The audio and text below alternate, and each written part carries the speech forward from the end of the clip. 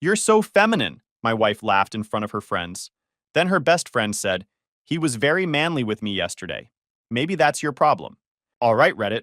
This story has been burning a hole in my chest for months now, and my buddy Ryan finally convinced me to write it all out. According to him, this is prime Reddit content, and maybe getting it off my chest will help me process everything that went down. So here we are. My wife humiliated me in front of her entire friend group by calling me feminine. Her best friend defended me with a comment that detonated our entire marriage. Turns out there was more to that comment than anyone realized at the time, and the fallout was absolutely nuclear.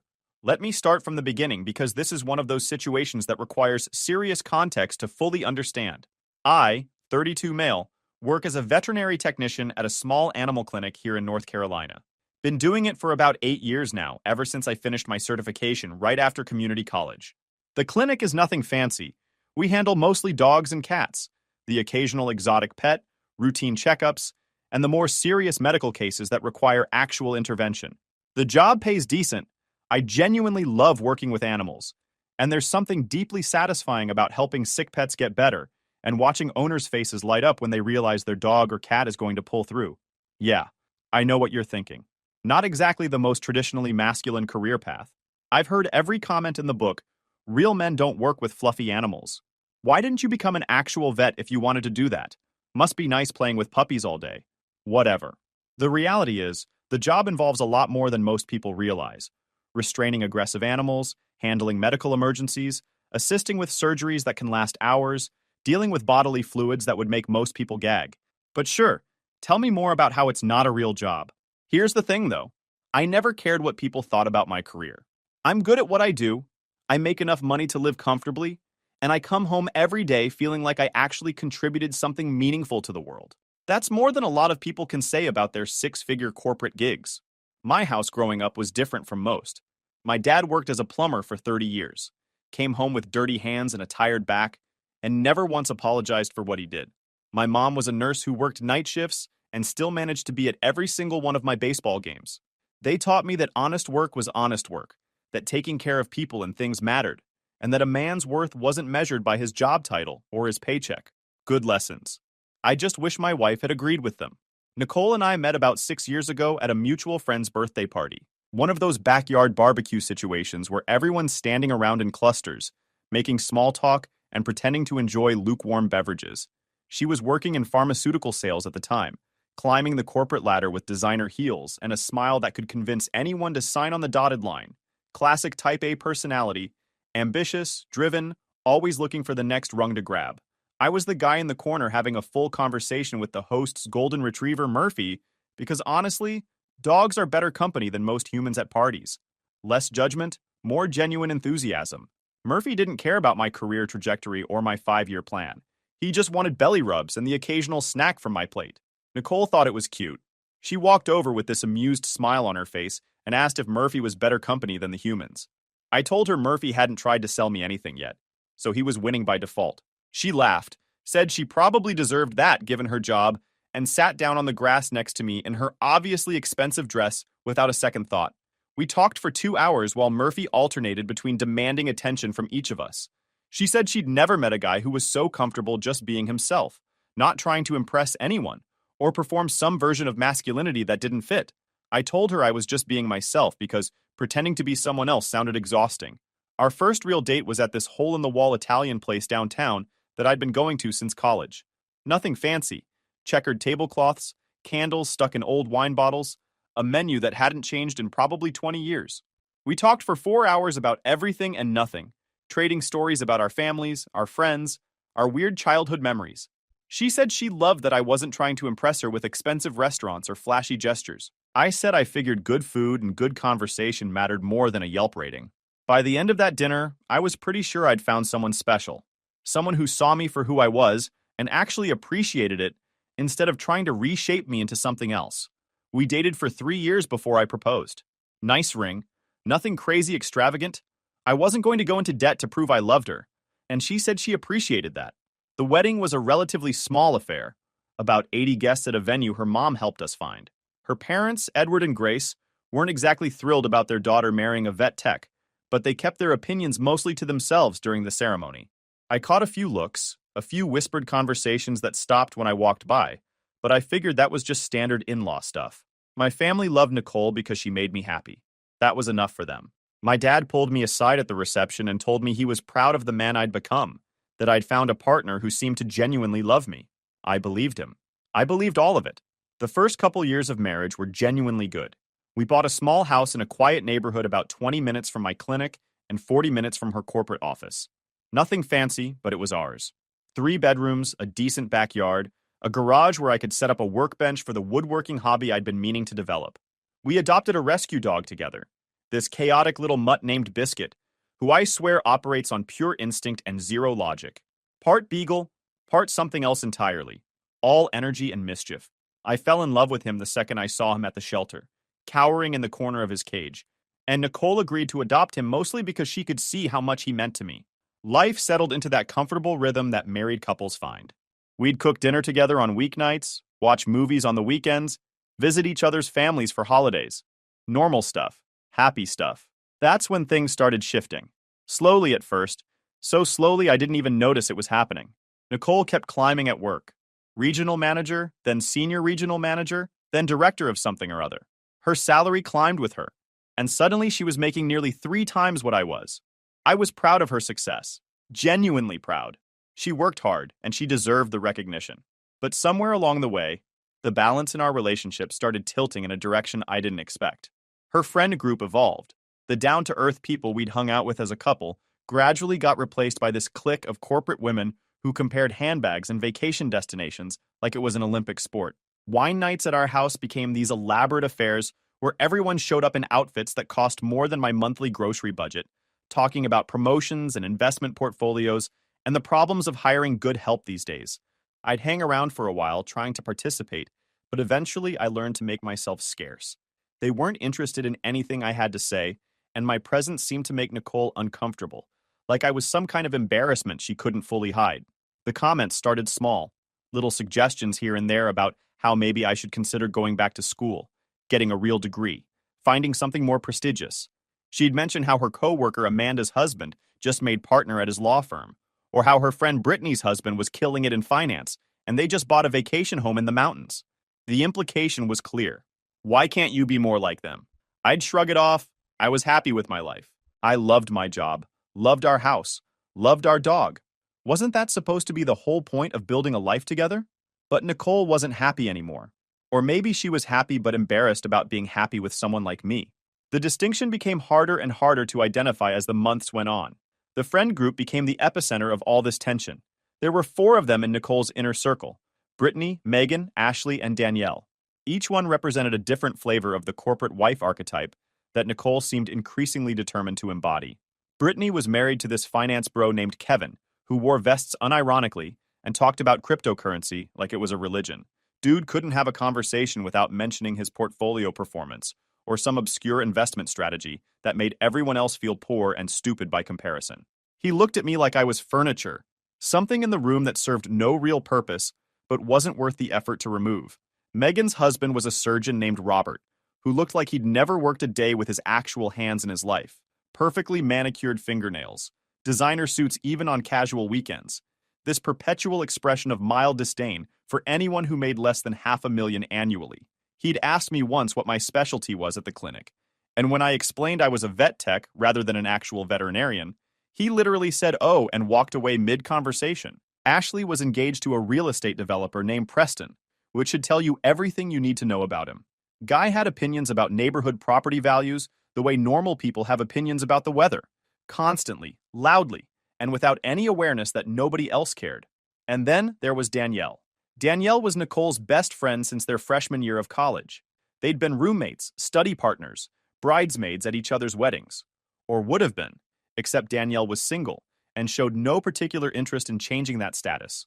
She worked as a marketing executive at some tech company, made excellent money, and seemed completely comfortable in her own skin in a way that the other women in the group never quite achieved.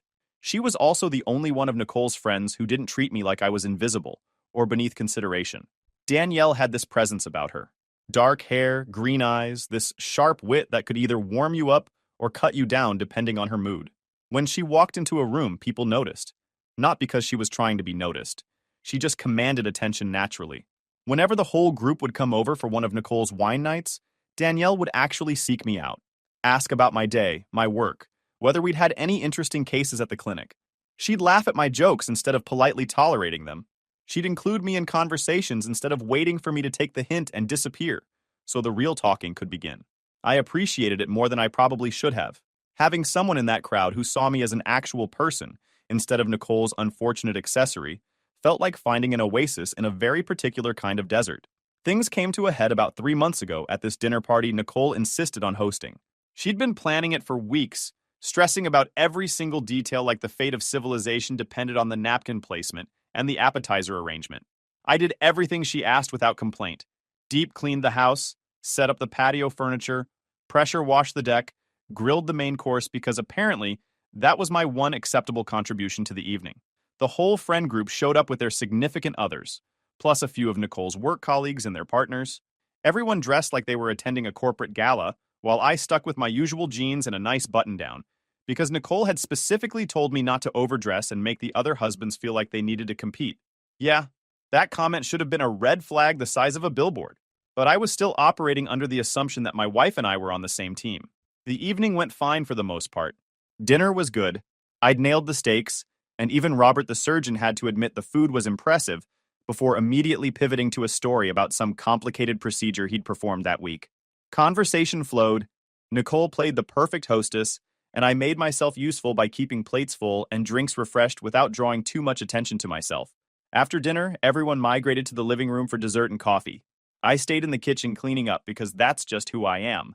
I can't stand leaving a mess, and honestly, the dishes gave me something to do, besides stand around listening to Kevin lecture everyone about market volatility.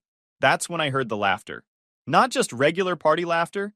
This was that particular kind of laughter that happens at someone's expense. Pointed, a little too loud, with an edge of cruelty underneath the humor. I moved toward the doorway to see what was so funny and caught the tail end of Nicole's comment. She was sitting on the couch, surrounded by her friends, gesturing toward the kitchen where I'd been working. I mean, look at him in there doing dishes. It's so feminine. Most husbands would be out here networking or talking business, but mine's probably Googling new casserole recipes or thinking about which cleaning product works best on stainless steel. More laughter. Brittany, Megan, Ashley, even some of the work colleagues I barely knew. Everyone except Danielle, I noticed, who was staring at Nicole with an expression I couldn't quite read. Brittany leaned in with that conspiratorial tone she always used when she was about to say something she knew was terrible. Kevin wouldn't be caught dead in a kitchen unless he was pouring himself a drink. He says real men have people to do that for them. Robert's the same way, Megan added. I think he'd actually have a crisis if someone asked him to load a dishwasher. Might damage his surgeon hands. More laughter. Ashley made some crack about how at least I was house-trained, which sent the whole group into hysterics. I stood there in the doorway, dish towel in hand, feeling like someone had reached into my chest and squeezed. My own wife, making me the punchline of a joke in front of everyone we knew. In our house. At a party I'd helped her prepare for. Nicole caught me standing there. For a split second, something flickered across her face. Maybe guilt, maybe shame, maybe just embarrassment that I'd overheard. But she didn't apologize. Didn't walk anything back. Didn't even look particularly sorry. She just stared at me like I was the one who'd done something wrong by being present for my own humiliation. The room went quiet as people noticed me in the doorway. Brittany had the decency to look slightly uncomfortable. Robert examined his drink like it contained the secrets of the universe.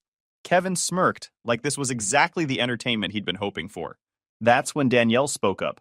Her voice cut through the awkward silence like a blade, clear and controlled, and absolutely devastating. Actually, she said, looking directly at Nicole, he was very manly with me yesterday. Maybe that's your problem. Dead. Silence. Every head in the room swiveled toward Danielle. Nicole's face went through about 7 different colors. Confusion, shock, anger, something that looked almost like fear, before settling on a shade of purple I'd genuinely never seen on a human face before. Excuse me? Nicole's voice came out barely above a whisper.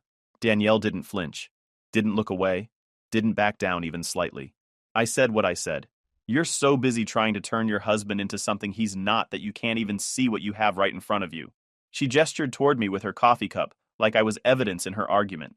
Jonathan spent his entire lunch break yesterday helping me move furniture into my new apartment because I mentioned I was struggling with it.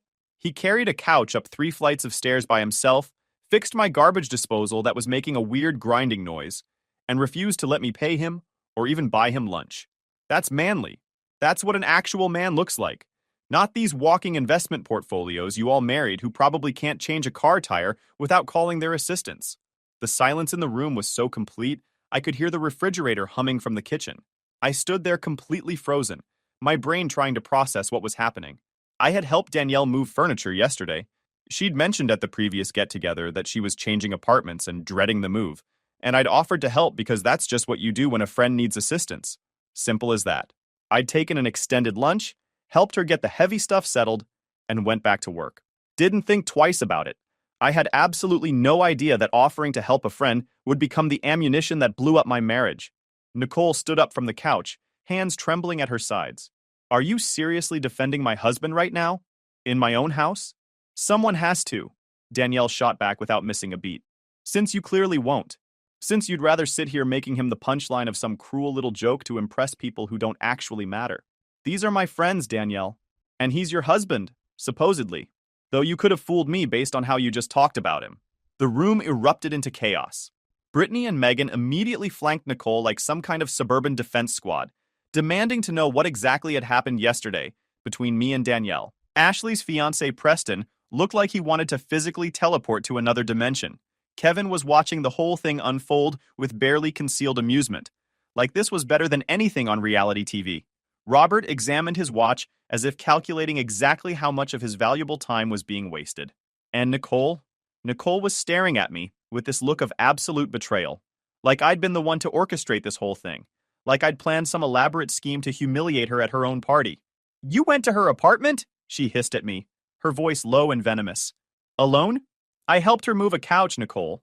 She mentioned she was struggling with the move, and I offered to help, like I would for literally anyone who asked. And you didn't think to mention it to me? Mention what? That I spent my lunch break helping a friend? Should I also report every time I hold a door for someone? Send you a detailed log every time I help an elderly patient carry their cat into the clinic? Don't you dare make me the crazy one here, Jonathan. Her voice was getting louder now, the polished hostess persona cracking like dry paint. You went to another woman's apartment without telling me while I was at work. Danielle let out this incredulous laugh that sounded almost painful. Nicole, I've been your best friend for 12 years. 12 years. Do you really think I would mess around with your husband? I was making a point about how you treat him, not confessing to some torrid affair. But the seed was already planted. I could see it taking root behind Nicole's eyes. The suspicion, the paranoia, the need to find someone to blame for her own guilt about what she'd said. It was easier to believe I'd betrayed her with her best friend than to confront the reality that she'd just humiliated her husband in front of everyone they knew. The party ended about 20 minutes later in the most awkward exodus I've ever witnessed. Guests made their excuses and practically sprinted for the exit like the house was on fire. Kevin actually patted me on the shoulder on his way out and said, "Good luck, man," with a smirk that made me want to rearrange his face. Robert and Megan left without saying goodbye at all. Brittany lingered just long enough to shoot me a dirty look that suggested this was somehow all my fault. Danielle was the last to leave. She stopped at the front door and looked at both of us. Nicole still standing rigid with rage in the living room, me hovering awkwardly between them like a hostage in my own home. You know what's sad? She said, directing her words at Nicole. He's the best thing that ever happened to you, and you're too busy trying to impress people who don't actually care about you to see it. I hope someday you figure that out before it's too late to fix what you're breaking. Then she turned to me, her expression softening into something that looked almost like apology. I'm sorry I made things worse. I know I probably did, but I just couldn't sit there and listen to them talk about you like that. Not anymore. She left, and the silence she left behind felt like a physical weight pressing down on both of us. Nicole and I didn't speak for 3 days after that night. She slept in the guest room, claiming she needed space to process everything that had happened. I took Biscuit for longer walks than usual, sometimes an hour or more, just to get out of the house and clear my head. The dog seemed to sense something was wrong. He'd press against my leg while we walked, look up at me with those worried brown eyes like he was trying to figure out how to fix whatever had broken. On the third day, Nicole finally emerged from her self-imposed exile with what she called her decision. She sat across from me at the kitchen table like we were business partners negotiating a contract rather than a married couple trying to navigate a crisis. Her face was carefully composed, her voice flat and professional. I've been thinking a lot, she began. And I've realized there are some fundamental incompatibilities between us that I've been ignoring for too long.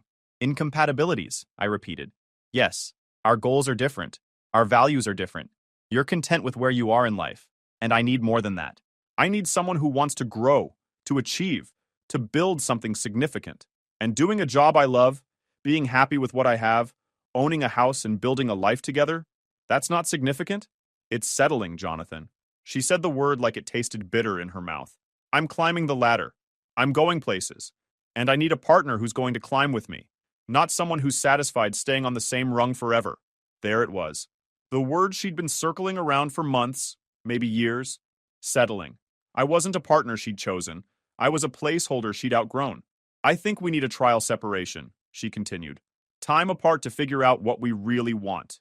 I looked at her for a long moment, thought about fighting for her, about pointing out all the ways she was wrong, about begging her to remember why we'd gotten married in the first place. Then I thought about standing in that doorway with a dish towel while she called me feminine, while she made me a joke, while she laughed along with everyone else. Okay, I said. She blinked, clearly thrown off. Okay? If that's how you feel, then okay. Let's separate. I think she'd expected me to fight, to grovel and promise to change, to beg for another chance to prove myself worthy of her. But you can't make someone respect you. They either do or they don't. We agreed that I would move out since the house was technically hers, purchased with her savings and a generous contribution from her parents before we'd gotten married. Fine by me. I didn't want to stay somewhere I wasn't wanted. Over the next 2 weeks, I packed up my belongings, found a decent one-bedroom apartment closer to the clinic, and began the process of untangling our shared life. Nicole mostly stayed out of my way, probably relieved that I wasn't making the whole thing dramatic. Her friends came by a few times to support her through this difficult time, which apparently meant sitting around drinking expensive juice and talking about how she deserved better anyway. I heard their conversations through the walls as I packed boxes.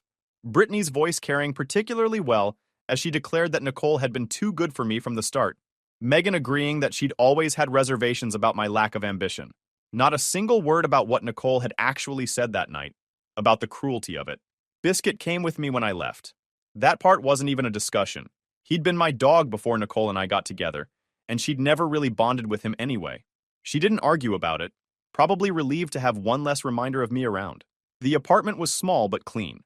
One bedroom, a galley kitchen, a tiny balcony that looked out over a pretty decent courtyard, where Biscuit could watch squirrels and judge them accordingly. I set up my furniture and slowly started building a new routine. First week, I repainted the whole place. Nicole had never let me choose paint colors. Everything in our house had been her decision, usually some shade of gray or beige that she'd seen in a magazine. My apartment got dark blue in the bedroom, a warm tan in the living room, and I didn't ask anyone's permission. Second week, I bought a grill for the balcony. Nothing fancy, just a small Weber that fit in the corner.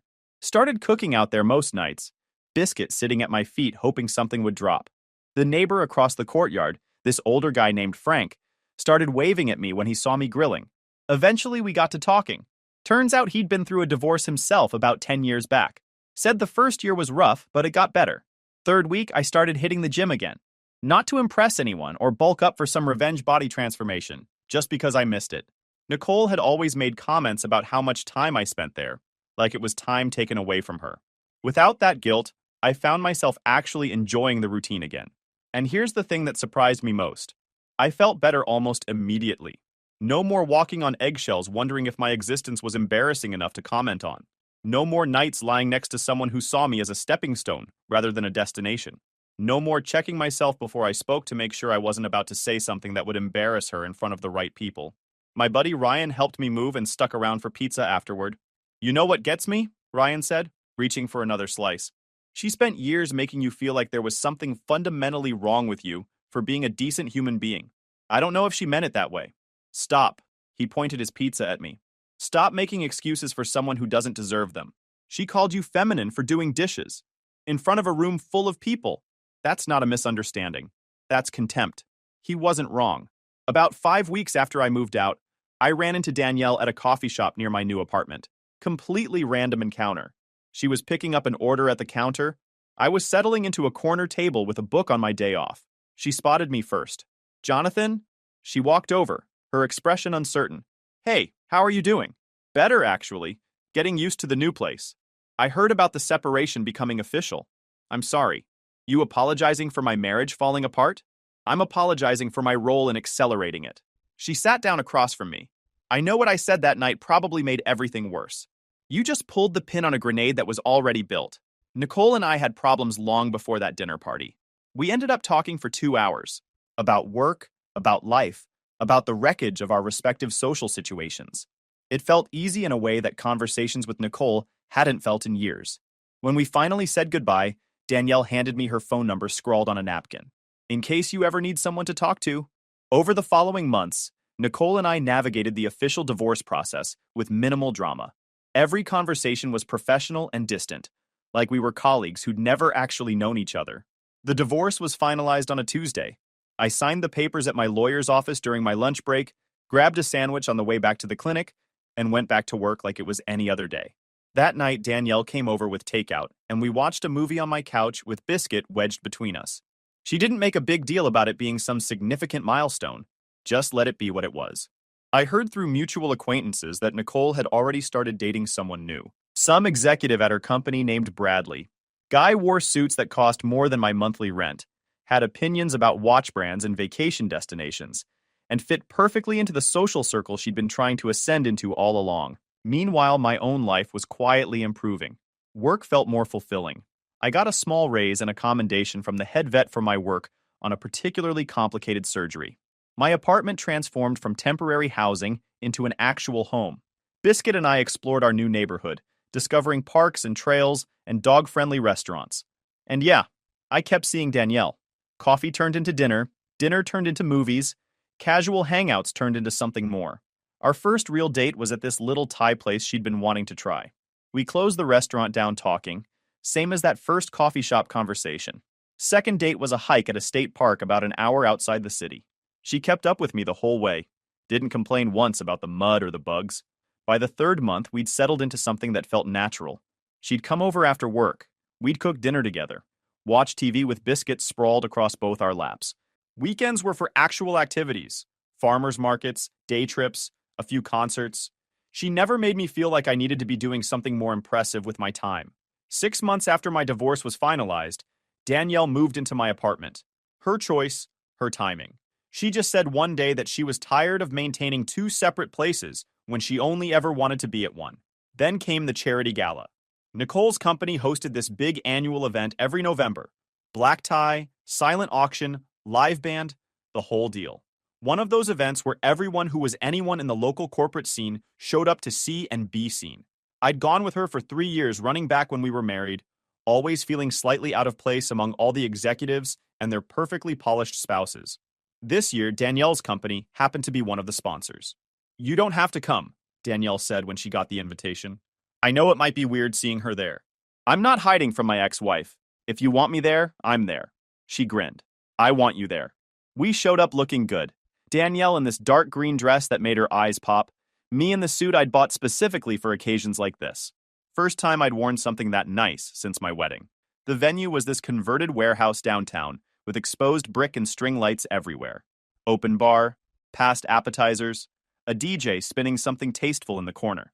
We were maybe 20 minutes into the event when I spotted Nicole across the ballroom. She was standing with Bradley and a group of his colleagues, laughing at something someone had said. She looked polished and perfect, exactly the image she'd always wanted to project. Bradley had his arm around her waist, in that possessive way some guys do at events, marking territory. Then she saw me. Her face went through about 5 expressions in 2 seconds. Surprise, confusion, recognition, and then this flash of something that looked almost like regret when she noticed Danielle's hand in mine.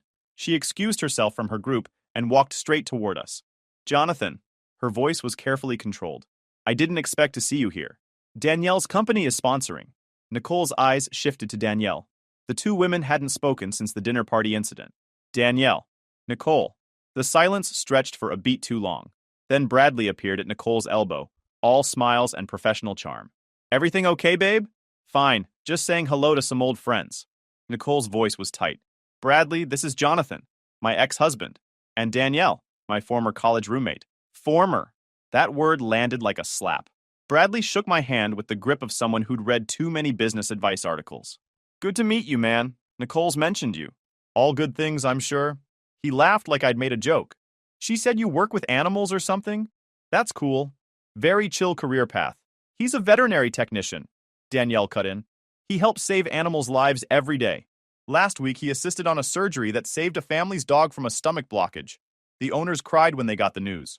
Bradley blinked, clearly not sure how to respond to actual substance. Oh, that's really something. Nicole was watching Danielle with an expression I couldn't quite read. Something between anger and something else. Maybe envy. We should get back to our table, Danielle said, squeezing my hand. Nice seeing you both. We walked away, and I could feel Nicole's eyes on my back the whole way. Later that night, while we were waiting at the valet stand, a text came through on my phone. Unknown number. I heard Bradley's been cheating on Nicole. Multiple women. One of them works at their company. Thought you should know. Brittany. I showed Danielle. Huh, she said. Brittany turning informant. Didn't see that coming. Should I respond? That's up to you. I thought about it for a second, then deleted the message. Nicole's problems weren't mine anymore. 2 weeks later, Ryan called with an update. Dude, you're not going to believe this. Nicole's new boyfriend got busted. Full office scandal. Apparently, he was sleeping with 3 different women at the company, and one of them went to HR with receipts. Screenshots, hotel charges on the company card, the whole 9 yards. That's rough. It gets better. Nicole found out at the same time as everyone else because the story leaked to some industry gossip blog. She showed up to work the next morning and everyone already knew. Had to walk past people whispering about how her boyfriend was a serial cheater. I felt a small pang of something. Not quite sympathy, but maybe recognition. I knew what it felt like to be humiliated publicly. To have people laughing at your expense. There's more, Ryan continued. Apparently, when she tried to reach out to her old friend group for support, Danielle wasn't the only one who'd moved on. Brittany's been distancing herself since that dinner party. I guess Kevin made some comment about not wanting drama in their social circle. Megan and Robert moved to Seattle for his new job. Ashley broke off her engagement to Preston after he got caught up in some shady real estate deal. So Nicole's basically alone. Basically, she tried calling Danielle last week. Danielle told her she wasn't interested in being a fallback option. I almost laughed. Almost. The final chapter came about a month later. I was at the clinic, finishing up paperwork after a long day, when the receptionist told me someone was waiting in the lobby to see me. It was Nicole. She looked different than I'd ever seen her. No perfect makeup, no designer clothes, just jeans and a sweater that looked like she'd grabbed whatever was clean. Her eyes were red like she'd been crying. Can we talk? She asked. I took her to the break room, away from prying eyes. I owe you an apology, she said, sitting across from me at the small table. A real one. Not for the divorce or the separation. For that night, for what I said about you in front of everyone. I waited. I've had a lot of time to think about things lately. About who I was becoming. About what I threw away trying to be someone I thought I needed to be. She took a shaky breath. You were a good husband, Jonathan. A really good one. And I was so worried about what other people thought that I couldn't see it. What do you want me to say? Nothing. I don't expect anything from you. I just needed you to know that I know now. That I was wrong. That you deserved better than how I treated you. I nodded slowly. I appreciate you saying that. Are you happy? With Danielle? Yeah, I really am. She smiled, but it didn't reach her eyes. Good. That's good. She stood up, gathering herself. I should go. I needed to say that. Finally. She walked out without another word. That night, I told Danielle everything over dinner at our apartment. Biscuits sprawled at our feet, the sounds of the city drifting through the open windows. How do you feel? She asked. Honestly? Relieved. Like something finally closed. No urge to gloat? Throw in a few I told you so's? Nah.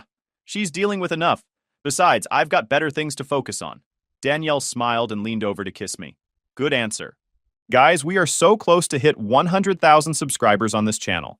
If you are not subscribed to the channel, please consider subscribing. It really helps hit that 100,000 mark. Thanks for making this dream come true. After 15 years of marriage, my wife kicked me out in a storm after believing my stepson's lie. Get out of my house! You don't belong here anymore, she screamed. I just walked away. 3 hours later, the police called. Sup, Reddit. My wife's 29-year-old son falsely accused me of something I didn't do, and my wife believed him. Get comfortable and let me tell you what went down. I should have known something was wrong the second I pulled into the driveway and saw Luke's Camaro parked crooked across both spots. That car was a 2004 with a blown head gasket and dreams of being fast, but Luke treated it like it was a Lamborghini. He'd been restoring it for 3 years. The only thing he'd successfully restored was my patience to zero. My name's Carl, 51 male, facilities manager at St. Vincent's Medical Center in Columbus, Ohio. I keep hospitals running, boilers, HVAC systems, electrical panels, emergency generators, the stuff nobody thinks about until it breaks. I've been doing it for 23 years, and I'm good at it. Here's my backstory, since you're going to need context. I grew up in Zanesville, blue-collar family, learned early that nobody was coming to save me. I was married once before, Christine. We lasted 4 years before she left me for her CrossFit instructor. During the divorce, she threw something in my face that explained a lot. I can't have kids.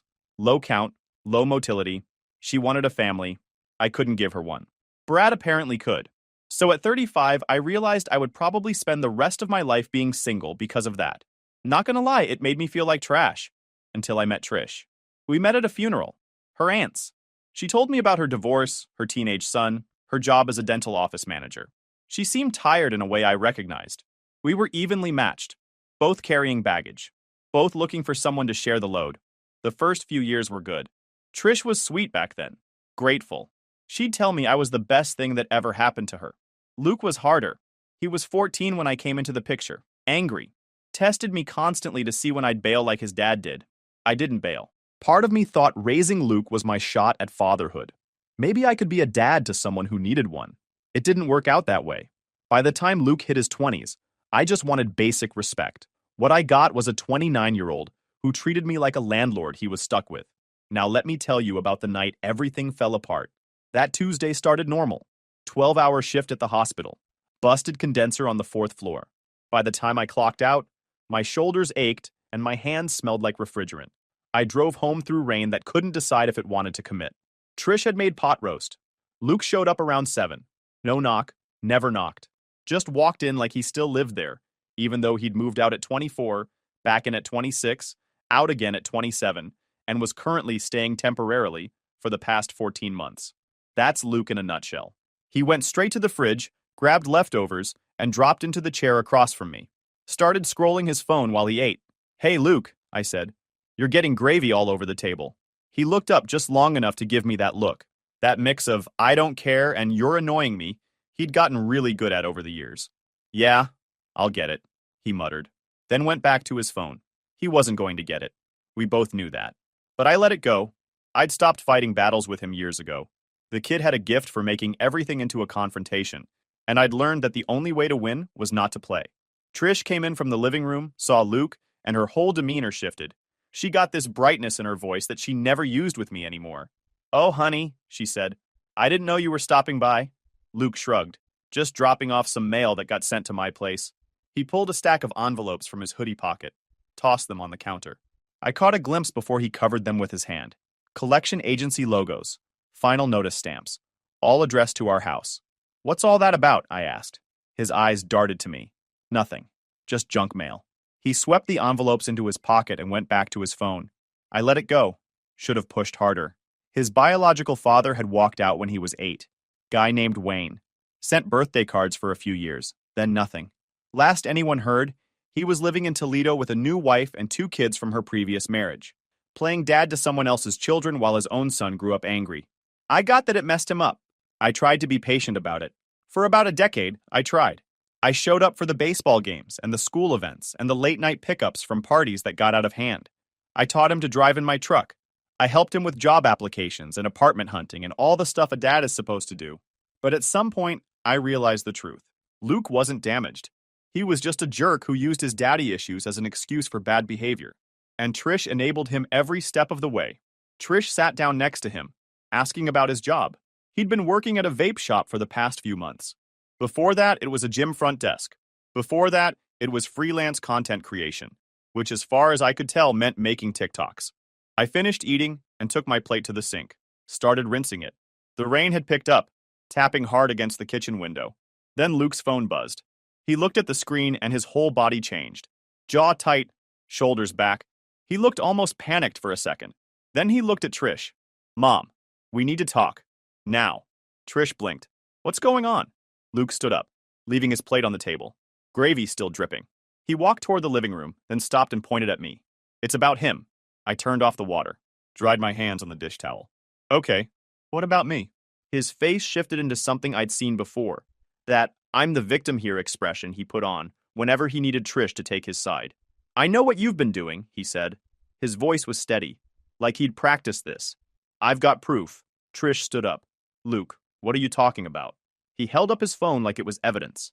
"He's been getting into my accounts, logging into my stuff. I've been getting alerts for weeks about logins from this address." My stomach dropped. "That's ridiculous," I said. Luke kept going, talking to Trish now. I didn't want to say anything because I wasn't sure, but then I found messages, threats. "He's been tracking where I go, going through my bank stuff." Trish's face went pale. "Carl, is this true?" "Of course not. I don't even know his passwords. I couldn't care less about his accounts." Luke let out a bitter laugh. "Sure. That's why you've been giving me grief about money for years." Then he turned back to Trish, voice getting louder. "You see how he gets? This is exactly what I've been telling you. He cornered me by the door last week, got up in my face about some dishes. I asked you to rinse a plate," I said. "He put his hands on me, Mom. I didn't want to tell you because I knew you'd lose it." Trish pressed her hand to her chest.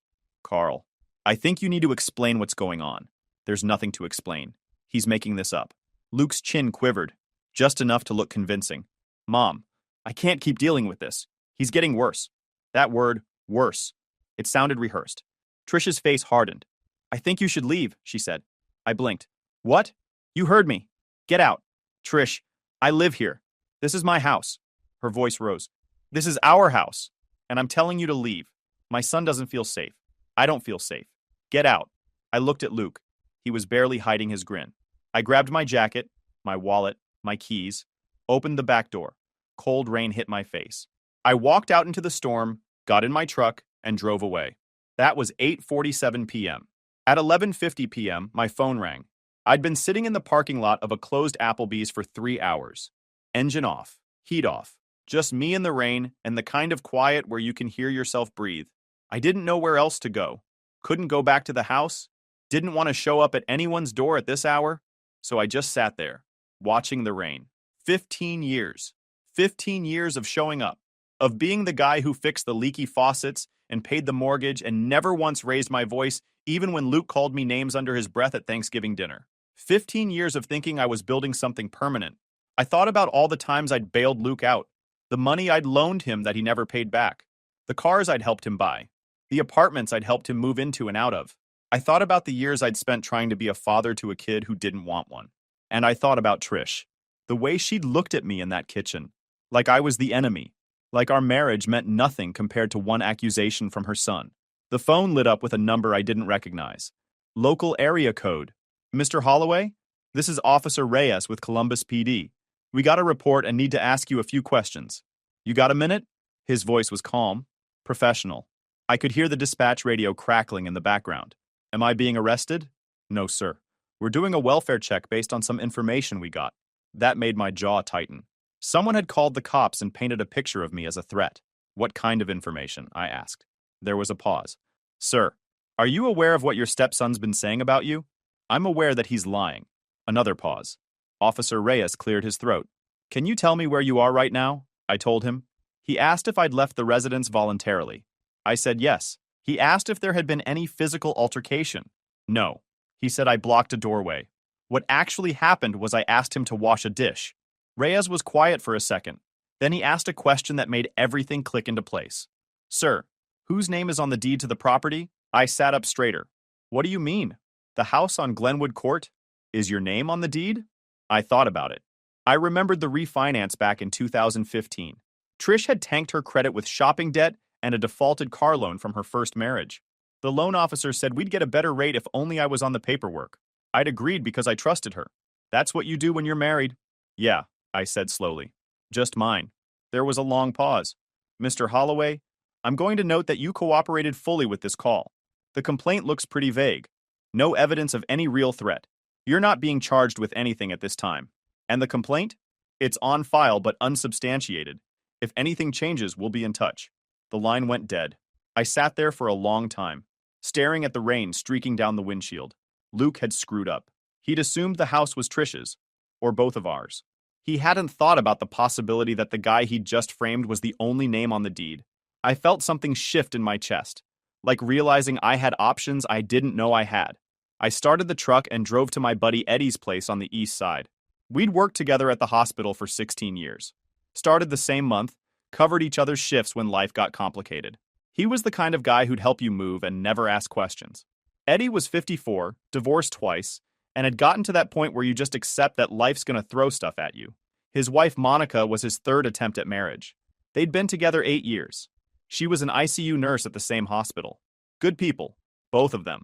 His porch light was on when I pulled up. Eddie opened the door in sweatpants and an old Browns jersey. Looked at my face. Looked at the rain soaking my jacket. "Spare room's got clean sheets," he said. "Coffee'll be ready in the morning." That was Eddie. I crashed in their guest room and stared at the ceiling for hours. Kept waking up to the echo of Trish's voice, telling me I didn't belong in my own house. By morning, I had a plan. Eddie made eggs and toast. We ate in his kitchen while the sun came up gray and weak through the window. Monica had left for her shift an hour earlier, but she'd left a note on the counter. "This is on him, not you. There's coffee in the pot." I ate without tasting anything. Kept thinking about the night before. The look on Luke's face when he pointed at me. The way Trish had believed him instantly.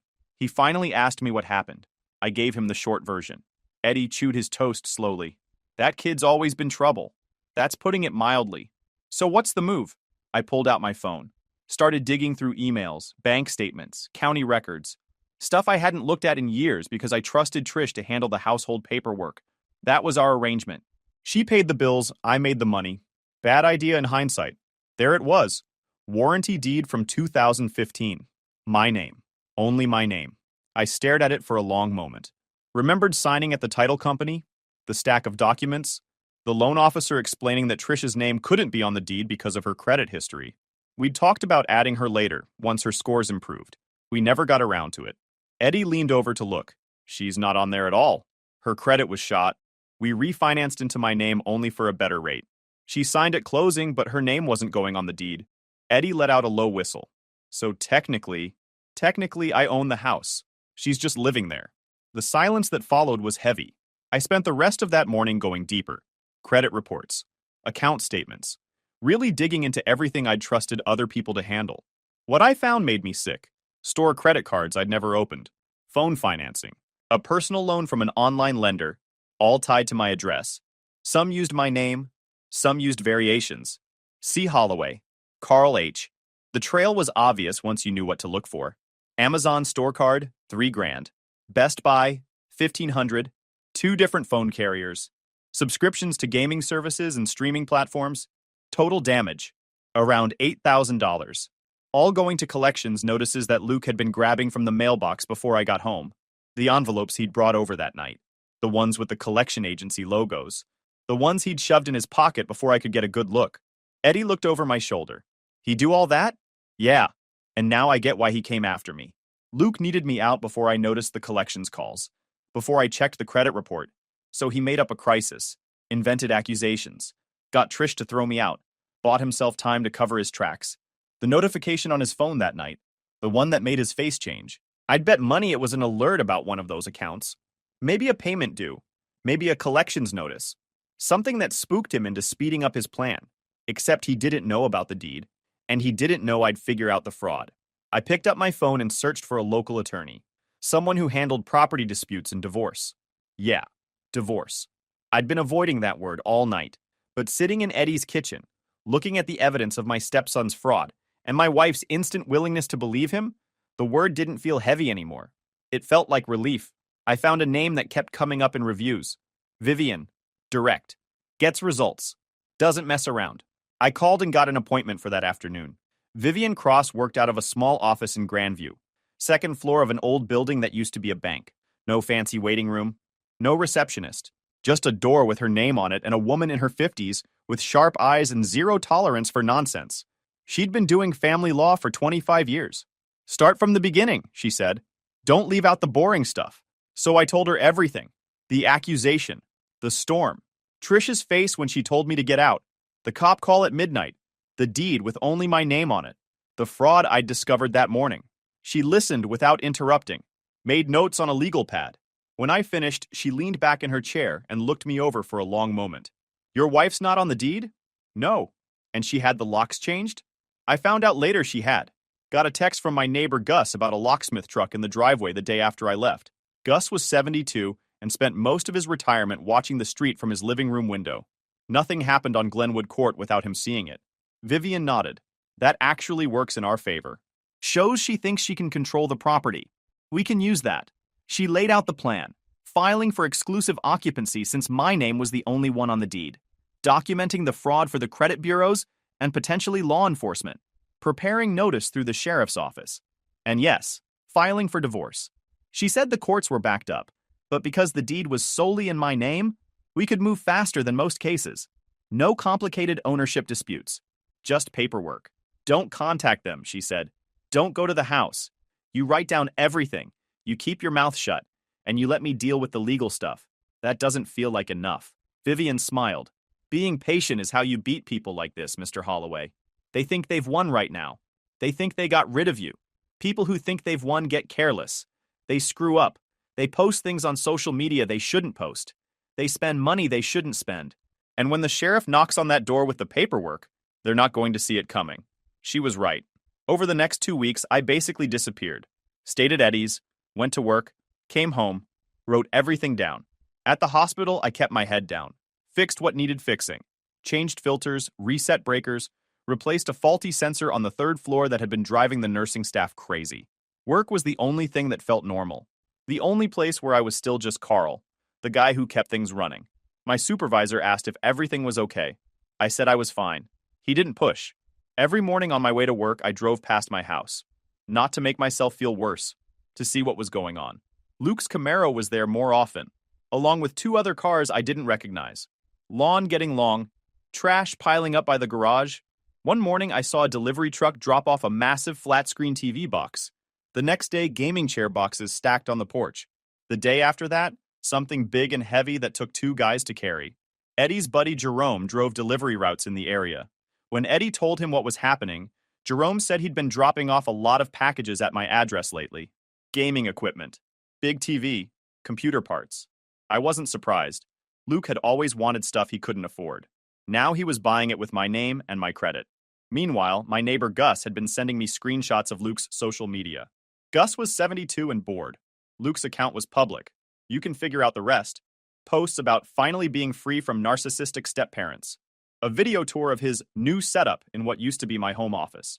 Walls painted black, LED strips everywhere. Comments from strangers telling him how brave he was. One post said, "Sometimes you gotta cut the dead weight to find yourself."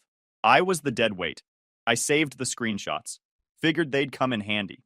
Trish called twice during those 2 weeks. I let both go to voicemail. The first one was angry. She wanted to know why I wasn't picking up, why I was being childish, why I couldn't just come home and talk like adults. She said I was making this harder than it needs to be, like I was the problem, like I'd kicked myself out. The second voicemail came a week later. Different tone, softer. She said things were complicated with Luke, that maybe she'd jumped the gun, that we should figure this out together. She said the house felt empty without me, that she missed my cooking. Not me, my cooking. Neither message mentioned the fraud. Neither message was an apology. I didn't call back. At work, I kept my head down and did my job. The routine helped, gave me something to think about besides the train wreck my marriage had become. Eddie checked in every couple of days. Just, "How you doing?" And, "You need anything?" That's the thing about real friends. They don't make a big deal out of being there. They just show up. Monica left notes on the counter when she left for her early shifts. Little things. "There's leftover pasta in the fridge. The coffee's fresh." Once she left a sticky note that just said, "You're doing the right thing." I kept that one. On day 12, Gus texted me a photo. A U-Haul in the driveway. Luke and 2 of his buddies loading boxes into it. The sim racing rig. The gaming chair. The TV I'd watched them deliver 2 weeks earlier. "He's moving stuff out," Gus wrote. "Looks jumpy." I forwarded it to Vivian. On day 16, she called. "We're good to go. Sheriff's serving the notice Thursday at 11. Be there. Keep your mouth shut unless someone asks you a direct question."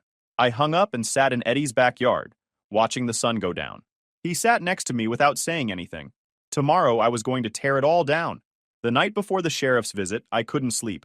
Lay in Eddie's spare room, staring at the ceiling, playing out different scenarios. What if Trish started crying? What if Luke lost his temper? What if they refused to leave and everything turned into a standoff? I kept thinking about the first time I saw that house. Before the refinance. Before Luke moved back in the third time. Before everything went sideways. Trish and I had walked through it on a Saturday afternoon. The previous owners had already moved out. Empty rooms, scuffed floors, walls that needed painting. She'd stood in the kitchen and said, "I can see us here," and I'd believed her. I'd put my name on the mortgage because her credit was shot. I'd done it because I loved her. Because I trusted her. Because that's what you do when you're married. And now I was about to take it all back. Eddie knocked on the door around midnight, found me sitting on the edge of the bed. "You doing all right?" "No." He sat down in the doorway. "You know you're making the right call." "I know." "Still doesn't feel good." He was quiet for a second. Then he said something I wasn't expecting. "Monica walked out on me once. Back in 18. We were going at it about money. She packed a bag and stayed at her mom's for 2 weeks. I thought we were done. I didn't know that. Nobody does. We worked it out. But I figured something out. You can't force someone to pick you. They either do or they don't. And if they don't, running after them just makes everything worse." He stood up. "Try to get some rest. Tomorrow's going to be rough." I didn't sleep. But I stopped running scenarios. Thursday morning came cold and clear. First real sunny day in 2 weeks. I put on jeans, a flannel shirt, and my work jacket. I looked at myself in the bathroom mirror. 51 years old. Graying hair. More lines on my face than there used to be. But I looked like a man who'd made up his mind and was going to see it through. That was enough. I drove to Glenwood Court and parked 3 houses down, near Gus's place.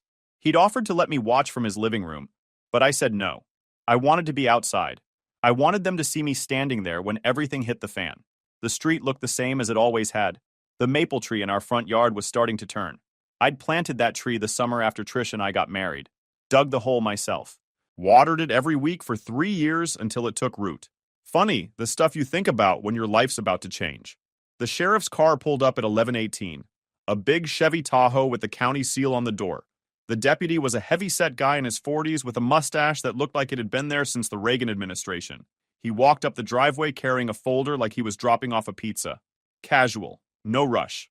I watched from my truck, hands resting on the steering wheel, heart going faster than I wanted to admit.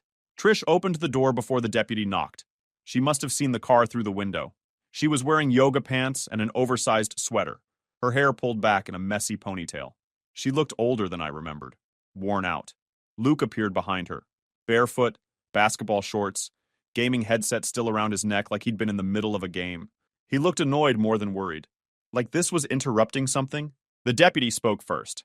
Calm. "Ma'am, I'm here to serve notice. This property belongs to Carl Holloway. You have 14 days to vacate the premises." Trish's mouth opened. Luke shoved past her. "That's garbage. This is our house." The deputy didn't react. 14 days, sir." Trish found her voice.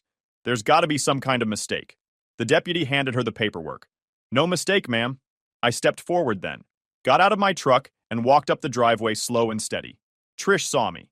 Her face went through a bunch of things at once. Confusion, anger, something like fear. "Carl, what is this?" I stopped at the edge of the porch. "This is me taking my house back." Luke's face twisted. "You can't do this. We're gonna fight it. We're getting a lawyer." "Go ahead," I said. "While you're at it, maybe explain to your lawyer how there's $8,000 in fraud tied to accounts at this address." Luke went pale. Like, actually white. Like someone had just told him the worst news of his life. Trish looked back and forth between us. "What fraud? What's he talking about?" Luke's jaw clenched. "He's lying. He's making stuff up to screw me over." I pulled out my phone, showed Trish the screen, the credit report, the account statements, the dates and amounts. "Store cards," I said, "phone financing, personal loans, all opened using my address, some with my name on them. Want to take a guess who's been grabbing the collection notices from the mailbox before I got home?" Trish stared at the screen, then at Luke. Something in her just gave out. I watched 15 years of making excuses for him fall apart in about 3 seconds. "Luke," she said quietly, "please tell me this isn't real." Luke's mask cracked, just for a second. Then he pulled it back together, flipping back to victim mode.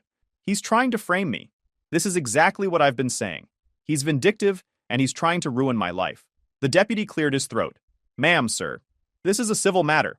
I'm just here to deliver the notice, not get in the middle of this. You've got 14 days.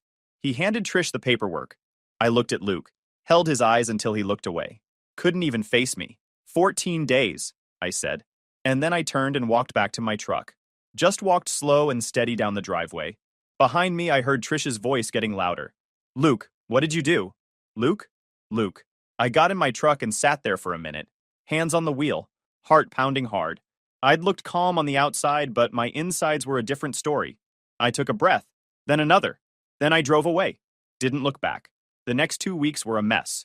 Trish called 11 times. I answered once just to tell her everything had to go through Vivian. She started crying, said I was tearing the family apart, said Luke was just a kid who made some bad choices. Luke was 29 years old. When does kid stop being a valid excuse? I hung up. Luke tried a different approach. He showed up at my job. Security called me from the front desk. There's a guy here says he's your stepson. Wants to talk to you. He's starting to make a scene. I told them to escort him out. Hospital security doesn't mess around. Luke found himself walked to the parking lot with a warning that if he showed up again, they were calling the cops. He left a voicemail after that. His voice sounded desperate. The whole victim act was slipping. He wanted to explain. He wanted to work something out. He said he'd pay back some of the money if I dropped the fraud stuff. Some of the money. Like he was doing me a favor. I saved the voicemail. Sent it to Vivian. More evidence. The divorce paperwork went through faster than I thought it would. Ohio has a waiting period, but Trish didn't fight anything. Maybe she finally got it. Maybe she was too busy dealing with her son's disaster to waste time on a case she was going to lose. We split the bank accounts down the middle. She got her car. I got mine. Personal stuff was divided based on who bought what. I'd kept receipts for 15 years. The whole thing went pretty smooth, all things considered. The house was mine. That was never up for debate. During those 2 weeks, Gus kept me updated on what was going on over there. Not because I asked, just because that's who Gus was. 72 years old, living alone, nothing better to do than keep an eye on the neighborhood. Things were getting ugly. Screaming matches he could hear from his living room. Car doors slamming at weird hours. Luke's buddies coming and going all day and night. On day 10, Gus said Luke's Camaro hadn't moved from the same spot in 3 days. On day 12, Luke finally left. Took whatever fit in the trunk. On day 14, Trish was gone too. Gus saw her loading boxes into a rental trailer. Said she didn't look back when she drove off. I went back to the house that evening. First time I'd been inside in almost 3 weeks. The place was destroyed.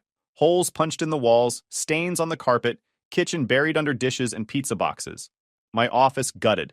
Garage covered in oil stains and tools everywhere. 3 weeks and they'd trashed it. But it was mine. And they were gone. Eddie and Monica came over the next morning to help clean up. Jerome brought his truck. Took us the whole weekend. By Sunday night, the house was empty. Clean. Quiet. I sat on the back porch with a cup of coffee and watched the stars come out. First time I'd sat there alone in a long time. It didn't feel bad. It felt like starting over. 3 months later, Vivian called with an update. The fraud situation had gotten sorted out. I'd reported it to the credit bureaus, disputed the accounts, and let the banks handle the rest. Luke ended up with some kind of plea deal. Probation, restitution payments, community service. I didn't follow the details too closely. Didn't really care to. Wasn't my problem anymore. What I did know, he had a record now. And a decent job. Good luck with that, kid. His Camaro got repossessed around the same time. Turns out Luke had taken out a loan against the title to pay for all that gaming stuff. When he couldn't make the payments, they came for the car. 3 years of restoration work, gone in 15 minutes. Gus sent me a picture of the tow truck. I'm not going to pretend I didn't enjoy that. Trish had tried to make a claim on the house through her lawyer. Something about marital property and implied ownership. Her lawyer took one look at the deed and told her she had nothing. She gave up. Last I heard, she was crashing with her sister in Akron. The same sister who'd never liked me. Told Trish I was too quiet and probably hiding something. Turns out I was hiding something. The deed to my own house.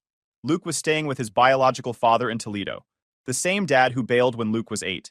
The same dad who never paid child support and disappeared after Luke turned 10. I'm sure that's working out great. Do I feel bad? Sometimes. Late at night when sleep won't come, I think about the early years. When Trish actually smiled at me. When Luke was a moody teenager instead of a grown man with a felony. When I thought being needed was the same as being wanted. But then I remember that night in the kitchen. Luke's rehearsed fear. The way Trish believed him without even asking my side. 15 years of showing up, and I was disposable the second her kid pointed a finger. They saw me as a resource. A paycheck with legs. The second I became a problem, I was out. Well, now they're out. The house is different now. I painted the walls. Ripped out the carpet and put in laminate flooring. Bought new furniture. Turned Luke's gaming cave back into my office. Built a workbench in the garage where I've been teaching myself woodworking. Made a coffee table. It's not perfect, but I made it. Eddie comes over on Saturdays. We watch football and complain about our knees and our supervisors and the way the hospital keeps cutting corners on maintenance budgets. Monica makes chili sometimes. It's too spicy, but I eat it anyway. Jerome stops by with his grill every now and then. We cook out in the backyard and shoot the breeze about nothing important. Gus wanders over with his old man stories and his updates on who's moving in and out of the neighborhood. I'm not dating. Probably won't. I know who I am. Some guys aren't cut out for the romance thing. That's fine. I've got friends. I've got my house. I've got work that means something. If you're reading this and any of it sounds familiar, if you've ever been thrown out by people you carried for years, I want you to know something. Walking away isn't losing. Sometimes it's the only win you've got. Don't waste your breath arguing with people who already made up their minds about you. Don't torture yourself to keep someone else comfortable. Guys, we are so close to hit 100,000 subscribers on this channel. If you are not subscribed to the channel, please consider subscribing. It really helps hit that 100,000 mark. Thanks for making this dream come true.